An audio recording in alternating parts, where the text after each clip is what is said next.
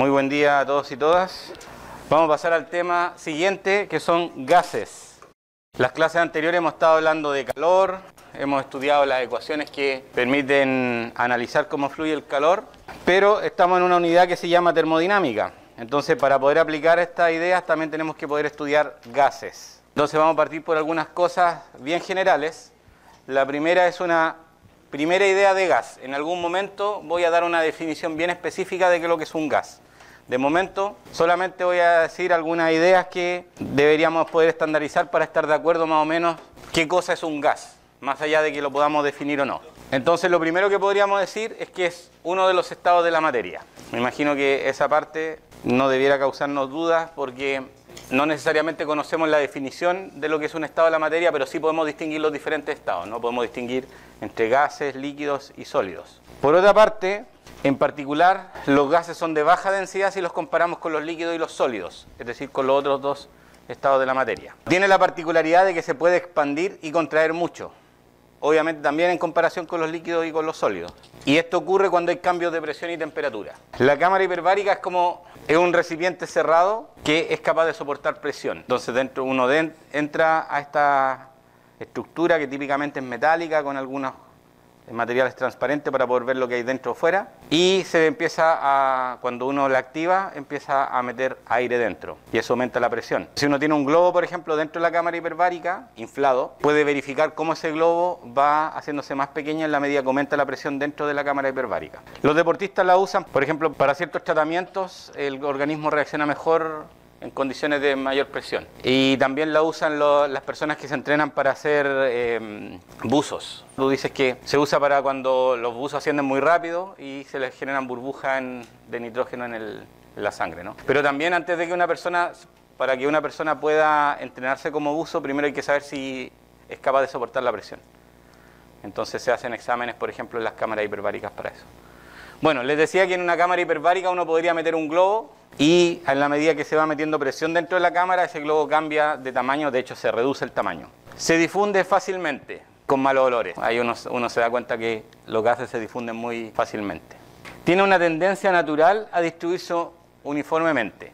¿Qué quiere decir esto? Que por ejemplo supongamos que yo tuviera algún recipiente y de alguna forma puedo bombear y dejar prácticamente vacío el interior. Cuando yo vuelvo a inyectar gas, ese gas se va a distribuir en todo el recipiente de manera uniforme, para tratar de ocupar todo el volumen. Entonces a eso se refiere con esta tendencia a distribuirse uniformemente, es decir, no queda como el gas concentrado en una parte o en una parte más concentrado y en otra parte más diluido, sino que tiende a homogeneizarse. Usualmente es invisible. ¿Qué dudas cabe que por ejemplo el aire es invisible? ¿Sí? Digo usualmente porque los gases no son invisibles siempre, sino que en algunas regiones del espectro no necesariamente lo son. Vamos a decir entonces que un gas es un fluido compresible sin forma ni volúmenes propios. ¿Qué quiere decir esto? Quiere decir que se adaptan a la forma y al volumen del recipiente que los contiene. Esta es una primera idea de gas, no estoy dando una definición formal de gas. Ya habrá tiempo en algún momento en el futuro para definir exactamente qué es lo que vamos a entender por un gas. Pero con estas ideas me da la impresión que todos más o menos debiéramos entender o tener claro o estar más o menos de acuerdo cuando hablemos de gases, de que estamos hablando de la misma cosa. Bueno, vamos a ver cómo entendemos los gases, desde el punto de vista físico, claro, ¿no? Entonces, bueno, aquí hay un equipo, tiene una manivela que hace girar un engranaje, que hace subir o bajar un pistón. Un pistón es un mecanismo que se ajusta a las paredes de este recipiente, que en este caso es cilíndrico, es decir, está ajustado aquí típicamente, el cilindro es un poquito más, el pistón, que es este cilindro de acá, es un poquito menor de diámetro que el recipiente y uno le pone aquí una goma, un anillo de goma alrededor para completar la diferencia de tamaños para que el gas que está aquí dentro no se fugue por los costados. ¿Por qué no pueden ser del mismo tamaño? Bueno, primero porque típicamente esto tiene dilatación térmica, ya lo hemos conversado, entonces no siempre tiene el mismo tamaño. Y segundo, si esto estuviera justo del mismo tamaño, o sea, encajara justo y esto se dilata, mayormente que el recipiente se va a romper. Y lo otro es que si rozan las dos superficies van a desgastarse y entonces van a cambiar sus tamaños y se va a fugar el gas que uno tiene dentro. Después de acá, bueno, hay una fuente térmica que nos va a permitir calentar el gas, hay un termómetro para medir la temperatura del gas y aquí hay una botella que nos va a permitir meter o sacar gas, tiene una válvula ahí, entonces uno puede meter gas, por ejemplo, aquí al interior para cambiar la presión interior. Y aquí hay un medidor de presión. O sea, este es un aparato para estudiar gases. Eso es justamente lo que les estaba contando. Ahora, en el pasado hablamos de variables de estado. En un pasado muy remoto, me imagino ya a esta altura. Para el caso del gas, las variables de estado van a ser la temperatura del gas, que lo vamos a medir en Kelvin, la presión que ejerce. Aquí lo puse con minúscula, pero en realidad vamos a usar la letra mayúscula para no confundirlo con el momentum. Entonces, la presión que ejerce el gas, ¿sobre quién? Bueno, por ejemplo, sobre las paredes del recipiente. Se mide en atmósferas. Hay otras unidades, pero las conversiones me imagino que no será ningún inconveniente para ninguno de los que está en esta clase. El volumen que ocupa, aquí dice medido en litros, y aquí hay una sutileza que es bueno aclarar. Los litros miden la capacidad de un recipiente, y el volumen que ocupa un fluido o un sólido se mide en metros cúbicos en sistema internacional. Son dos unidades diferentes porque son cantidades físicas diferentes. Obviamente, si yo tengo un recipiente, por ejemplo, de 1 litro, y lo lleno con un fluido completamente lleno, puedo convertir de litros a metros cúbicos, pero en principio son dos unidades diferentes. Entonces, aquí el volumen debería estar en metros cúbicos, pero dado que estamos hablando de gases, y los gases ocupan todo el volumen del recipiente, entonces puedo hacer esta salvedad de decir litros. Pero conceptualmente son cosas diferentes. Los gases siempre van a ocupar todo el volumen disponible. A diferencia de los líquidos, por ejemplo, si yo en un recipiente supongamos que el recipiente sea de 1 litro, le pongo el líquido hasta la mitad, por gravedad la parte inferior va a tener el líquido y la parte superior no va a tener líquido, va a tener otra cosa, que va a ser aire. Entonces, el agua, por ejemplo, o el líquido no ocupa todo el recipiente, pero el gas sí lo hace. Por eso decía hace un rato que si yo tuviera un recipiente hermético y por algún mecanismo logro bombear el aire que está dentro, cuando yo le inyecto cualquier gas dentro, ese gas automáticamente se va a distribuir por todo el espacio del recipiente. Así que sí, en principio no hay lugares del recipiente que queden vacíos versus otros que estén llenos. Tenemos la masa que se mide en kilogramos, N va a ser el número de moles que lo vamos a definir enseguida, y M se puede escribir como N por M mayúscula, donde M mayúscula es la masa molar, que también la vamos a definir enseguida. O sea, estas son las variables de estado. Bueno, pregunta para ustedes. ¿Qué relación existe entre las variables de estado de un gas? La relación matemática que hay entre las variables de estado se llama ecuación de estado. La ecuación de estado me dice cómo se relacionan en un sistema específico, en este caso el gas, las variables de estado, que son las que acabo de mencionar. Las preguntas que dije recién que iba a responder era qué son los moles y la masa molar. Entonces vamos a definir primero el mol, que tiene una definición nueva, así que ojo con los libros, porque hay una definición de 2017-2018 que es la que está acá, y luego van a encontrar la definición de los años 70 que es otra. Como en física las unidades son siempre consensuadas, la comunidad científica se puede volver a poner de acuerdo y redefinir las cosas, pero en todo caso no son muy diferentes. Vamos a decir entonces que el mol, que es una unidad en sistema internacional, es la cantidad de sustancia, denotado aquí con la letra N, de acuerdo a la anotación anterior. La letra N va a representar la cantidad de sustancia de una cierta entidad elemental. ¿Qué puede ser esa entidad elemental? Pueden ser las partículas de un gas, por ejemplo, que es lo que estamos estudiando ahora. Podrían ser electrones, podrían ser átomos, podrían ser iones, podrían ser moléculas. A eso me refiero con entidad. Y vamos a decir que un mol contiene exactamente 6.022 más decimales por 10 a la 23 entidades elementales. Y eso es lo que se conoce como el número de Avogadro. Es decir, un mol contiene esa cantidad de partículas o de estas entidades elementales. 6 por 10 a la 23 con algunos decimales, por cierto. Y como les decía recién, esas entidades pueden ser átomos, moléculas, iones, electrones o cualquier otro tipo de partícula o grupo de partículas. En este caso, como estamos hablando de gases, las entidades van a ser las partículas del gas, que pueden ser átomos o moléculas, dependiendo si el gas es atómico o molecular. Vamos entonces con la masa molar, denotada aquí con la letra M mayúscula. Tener cuidado con las notaciones, porque la M minúscula va a ser la masa y la M mayúscula la masa molar. Lamentablemente, si usamos la M para masa y tenemos dos tipos de masa, tenemos 2M.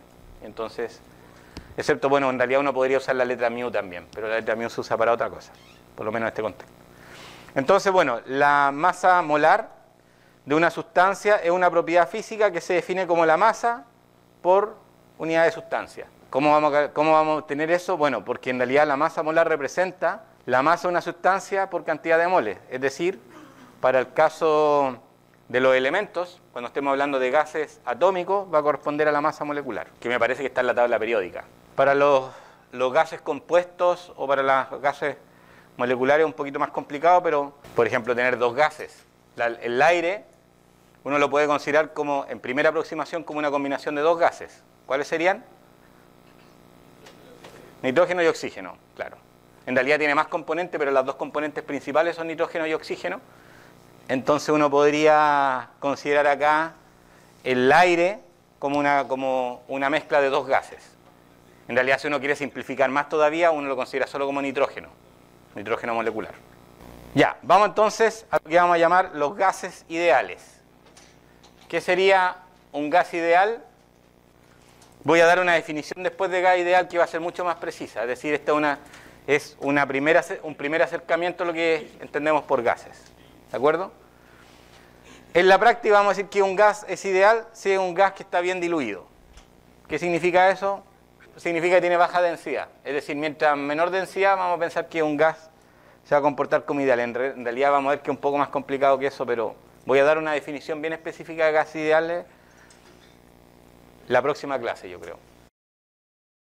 Bueno, los gases ideales cumplen algunas reglas. Por ejemplo, si mantenemos fijo el número de entidades y la temperatura de ese gas, entonces obtenemos la siguiente ley, que se llama la ley de Boyle y Mariotte, que el producto de la presión por el volumen es constante. Ahora, si uno mantuviera, en vez de la temperatura y el número de moles, mantuviera ahora la presión y el número de moles, esto se llama la ley de Charles, entonces obtiene esta otra expresión. La razón entre el volumen y la temperatura es constante. Ahora, si uno mantuviera fijo, ustedes tienen que entender que como son muchas las variables de estado, uno tiene que fijar un par para ver cómo se comporta el gas. Por eso que aquí tenemos fijo en este caso el número de entidades y el volumen, y esto se llama la ley de Gay-Lussac. Y si uno mantiene fija la presión y la temperatura, entonces estamos hablando de la ley de Avogadro y dice que el volumen partido por n es constante. Bueno, todas estas leyes parciales nos van a llevar a una única ley que va a ser la ecuación de estado del gas ideal. Bueno, ¿cómo serían las gráficas en cada caso? Por ejemplo, PV igual constante. ¿Cómo serían las gráficas de esas funciones? A ver quién se anima a decirme. Ya, hasta el momento tengo varias respuestas que dicen que es una línea horizontal. ¿Quién tiene una opinión diferente a eso? Tú. Ya, tú dices que algo parecido a 1 sobre X. Ya. Todos saben la gráfica de 1 sobre X, ¿no? Bueno, de aquí está claro, ¿no? Porque si uno despeja P, por ejemplo, cualquiera de las dos que despeje, pero supongamos que despejo P, me queda constante partido por B. No puede ser una recta horizontal. ¿Sí? O sea que si yo grafico P versus B, eso va a ser una curva que va a ser asintótica a los ejes. Para la siguiente, B sobre T, ¿cómo sería la gráfica de esto? Una línea con una inclinación, ¿no? O sea, son proporcionales. La ecuación de estado para los gases ideales, entonces, que como su nombre lo dice, es una simplificación de un modelo real de gas, porque después están los gases reales. Entonces, la ecuación de estado se puede construir a partir de todas las leyes anteriores. Dice que la presión por el volumen es proporcional a la temperatura y al número de entidades. R es una constante que se llama la constante de los gases. Y dependiendo de las unidades que uno use, tiene estos valores. R se llama la constante de los gases. De aquí uno puede hacer unos gráficos tridimensionales que tengan ¿qué cosa? Suponiendo que n es constante, que el número de entidades, supongamos que tengo el gas dentro de un recipiente, no deberían ni aumentar el número de moles ni disminuir. Entonces estamos suponiendo que para n constante, entonces uno puede construir unos gráficos tridimensionales de presión, volumen y temperatura, que es lo que aparece aquí a la derecha. Aquí a la derecha, aquí a la derecha tengo entonces presión, volumen y temperatura. Es una gráfica en 3 dimensiones. Y uno puede proyectar entonces, puede hacer proyecciones de las 3 caras de este cubo, porque hay que imaginárselo como un cubo, y entonces vamos a tener gráficas de presión versus temperatura, aquí tengo presión versus volumen, y aquí tengo volumen versus temperatura. Y aquí aparecen las leyes parciales que habíamos mostrado antes, y ahora sí que ya debiera aparecer correcto, porque esta es la ley de Boyle, esta de acá es la ley de Charles, y esta de ahí es la ley de Gay-Lussac. La de Gay-Lussac dice que la presión final es igual a la presión inicial multiplicado por la razón de temperatura entre final e inicial. Esa es la que está arriba, Gay-Lussac. A la derecha está la ley de Boyle, que dice que la presión final es la presión inicial multiplicada por el volumen inicial dividido por el volumen final. Y abajo está la ley de Charles, que dice que el volumen final es igual al volumen inicial partido por la razón de temperatura entre la final y la inicial. Entonces, claro, por ejemplo, para las gráficas que están en la gráfica de presión versus temperatura, en ese caso, lo que está haciendo constante es la otra variable, es el volumen. La variable que falta es la que tiene que ser constante, es decir, estas gráficas son a volumen constante, la de presión-temperatura. Ahora, si me voy a la otra, que es presión-volumen, ¿cuál es la variable que tiene que ser constante ahí? Claro, el número de moles y la temperatura, sí, efectivamente. Entonces vean que dentro de las proyecciones tenemos ecuaciones que son rectas, excepto en la que es PV igual constante, ¿no? PV igual constante nos da estas curvas que son asintóticas, que eran las que decía hace un rato. Entonces, cada una de estas gráficas, por ejemplo, que aparecen aquí, estas curvas van a corresponder a una temperatura diferente. Son gráficas de temperatura constante, ¿no? Porque eso es volumen versus presión. Cada una de esas gráficas es una temperatura diferente. Para este caso, cada una de estas gráficas, como esto es presión versus temperatura, entonces cada una de estas gráficas es un volumen constante, pero diferente. Bueno, aquí lo interesante es que todas estas rectas convergen a un punto de temperatura. Lo mismo pasa acá. Todas estas rectas convergen a un punto de temperatura mínima. ¿Cuál será esa temperatura mínima? La que define el cero absoluto, efectivamente. Por eso que hay una temperatura mínima que viene justamente en la extrapolación de esas curvas. Porque uno mide y esas rectas que aparecen ahí, cuando uno toma datos, no llega hasta 0 Kelvin, sino que llega hasta un cierto valor de temperatura y de ahí proyecta, extrapola esas rectas hasta que convergen a un punto que es la temperatura mínima o la temperatura absoluta, el valor 0. El valor 0 de la escala Kelvin. Bueno, algo interesante es que cuando uno quiere ver cómo se comportan los gases realmente, vean que si uno aquí despeja P por B y lo divide por N y por R, ¿sí?